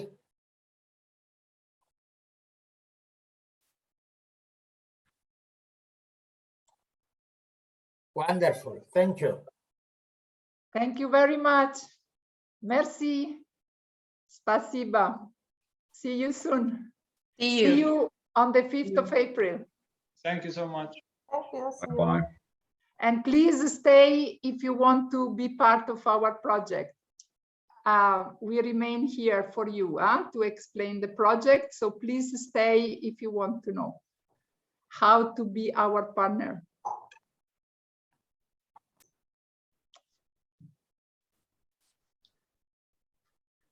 Okay, so Marinos, are we ready for the last part of our meeting? Let's see. Okay, we have still 24 participants. Very good. So with the great help of Marinos, we will see now, all of us together, what is this partnership about. Okay, so then you can consider if you want to be an active partner in it. Marinos, please, the floor is yours. Thank you very much, Maria Vidoria. I will take the opportunity to thank also all the speakers for their insightful, speeches and comments, and of course, all the participants for their comments. Now back to our project. As you all heard a lot of times in this meeting, the ETF established a new partnership called the Entrepreneurial COVES. I don't know if you can see the change of the slide. Not really, Marinos. Not really. Okay, let me check this.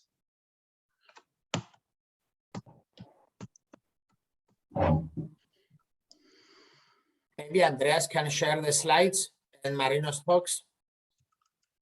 Give me a second. I think that I will do that in that way to make sure that we're gonna have a change of slides. So yeah, what is the objective of this project? So the main objective of the project is to support the establishment and facilitation of a partnership in the thematic area of entrepreneurial centers of vocational excellence, and B, support entrepreneurship excellence as a key competence from the lifelong learning perspective. Now you can see the, I assume that you can see the presentation. So the project aims to enhance the efforts of the COVES in order to include more entrepreneurial aspects to their procedures and to their activities. So our overall aim is to become more entrepreneurial COVES. As the speakers already mentioned, we approach entrepreneurship beyond the conventional understanding of what entrepreneurship is. So in our understanding, entrepreneurship especially in the case of COVES, has to do, I mean, it has a very holistic approach, a very comprehensive approach. So we include entrepreneurship aspects in all the dimensions of the COVES, for example, organizational practices, to the teaching and learning processes, to the ecosystem, to the product and services, etc. In terms of the methodology of the project is based on knowledge sharing, to the participation. I don't know. Now I can say again the my presentation. So yes, as I was saying, Marino, Andreas will share the screen. Okay, no worries. To the next slide. Yes, here we are. So we have knowledge sharing, participation, and collaboration of all the COVES. So the participants are called to use peer learning techniques and, of course, peer learning strategies. Peer learning is very important in our case, since it can support the sharing of good practices, experiences, and ideas. So there is a clear reciprocal learning where all the network community members can share and learn. So the trainers and learners can exchange and share their experiences. Some more details now. The project is built on the Tunisian case. So let me thank also our colleagues from Tunisia for their great work. English is the working language for the project. And the project is implemented in collaboration with the research center that I represent, Quartet, an NGO in Cyprus, which runs and implements a lot of projects, not only Europeans, but also local and international. And I will really appreciate if some of my colleagues put the link of our institution to the chat. Next slide, please. Who are the protagonists of this consortium beyond the ETF, which is the leading agency here, and of course Quartet as a subcontractor? We have the four protagonists. We have our colleagues from Tunisia, Bizerte.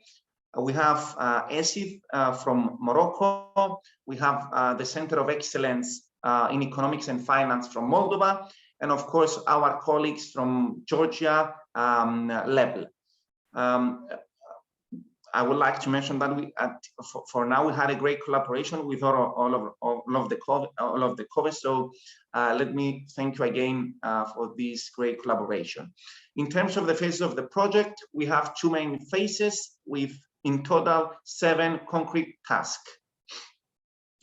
So for now, we completed the task 1 and 2. Very briefly, we developed the conceptual framework of what entrepreneurial COVES is. And of course, we developed the reflection tool. In the task 2, we attempt to identify the 4 common areas among the COVES. So the various COVES completed the reflection tool. We had individual meetings with all the COVES. And at the end, we had a report with all the 4 common areas. And now basically the current activity that we're doing is basically we run the 4 webinars, which are based, of course, of the 4 common areas that were identified by the needs of the COVES from the reflection tool and the one-to-one meetings. Now, in terms, what is next now, basically? What are the next activities and the next steps of the project? In the task 4, basically, we're going to have some coaching plans and coaching sessions with each of the COVES, and of course, with all the COVES together. In task 5, we're going to share, since, as I mentioned, sharing is very important in this project. We're going to share all of these methods, all of the progress that the COVES are doing. And last but not least, the task 7, which is the conceptualizing. Basically, at the end of the project, our ambition is to build and provide a framework of what entrepreneurial COVE is. Next slide, please.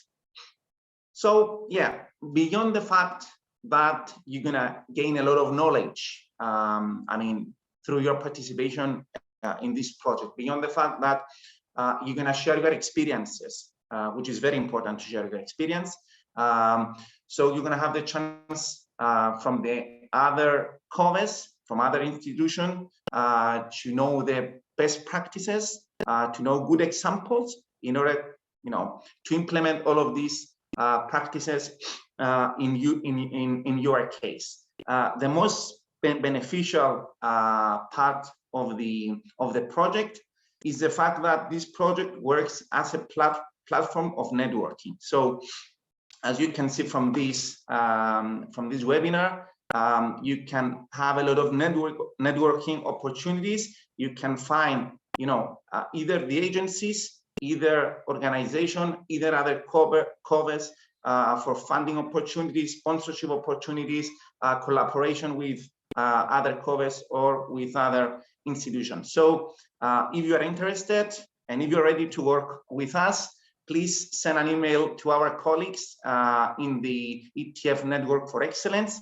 They are very responsive and they will guide you immediately of how to join to the partnership and to this particular project. Thank you very much, and Maria Victoria, the floor is back to you. Thank you very much, Marinos, for this overview about the project goals, what we have done already and what we still need to do. This session of the webinar is particularly dedicated to potential new partners in our project. I'm referring here to new centers of vocational education and training that would like to work with us. There are two possibilities here, and I'm talking, for instance, to Mr. Talap or to Mr. Atakishiev. If you would like to join our partnership as active partner, it means that you have to mobilize a few people to work with us, do the self-assessment exercise, and then with our support and cadet support, we will offer some coaching to your center in order to improve your performance in being more entrepreneurial. This is one possibility, to be active partner. To do that, you can, if you know it already, you can write it in the chat and we will contact you back and we will have an individual meeting with you to see how you can be an active partner now, because the project has already started. So this is a bit the last chance to join as an active partner, okay? So this means that you will have to work with us, produce some reports, analysis, but also you will receive support. Mr. Bozenov. Sorry. Okay, so if you would like to be an active partner in this project, and this is also the case for other participants that I see here around the table, I don't know if you are from centers of vocational excellence and you want to work with us, you can either already write it in the chat and send us your email address. We will organize a bilateral meeting with you and we will see how we can work together in order that you catch up on the train of this project, which started running a few months ago. But there is still time for you to join in now. But please let us know by the end of this week. The second possibility is that you will follow our activities more of a, let's say, observer way or more as a listener. So you will receive the invitations to the next 3 webinars. The first one will be on the 5th of April. And for this one is on, as I said, how to be more digital in order to be more entrepreneurial. There will be on the 20th of April a third webinar that is how to be more ethical, to be more entrepreneurial. And that will be about the sustainable development goals, women entrepreneurship. And the last webinar will be on the 10th of May. You will again receive the invitation. And that will be about how to support business startups as a training center. Now, this is the second way you can be associated to our work. So it's a bit more passive. You don't need to do active work, but that's another possibility. If you don't want to mobilize resources, you cannot mobilize resources in this moment, like for the active partner. That's about it. Then just a couple of words also for COVES in EU member states, I mean European Union member states. Please, if you want to be associated to our work, let us know. We are very interested in having you on board. I mean, what we heard from Inigo or from Max, from Uni, is very important. It's very important that EU member states Center of Excellence are also part of our partnership for many obvious reasons. And so please let us know if you want to be systematically involved in our activities. We look forward to your participation as well. This is a bit about it. So I can see already in the chat, Loretta, right? We have 2 expressions of interest, right? To join our partnership. So yeah. So we will organize bilateral meetings in the next week to discuss with a center in Kazakhstan, Azerbaijan, how you can join our partnership. And thank you very much for expressing your interest. For all the others, as I said, feel free to contact us anytime. Only if you want to be an active member, please contact us by Friday. For all the others who are already on board, thank you very much. To all the participants, thank you so much that you were with us.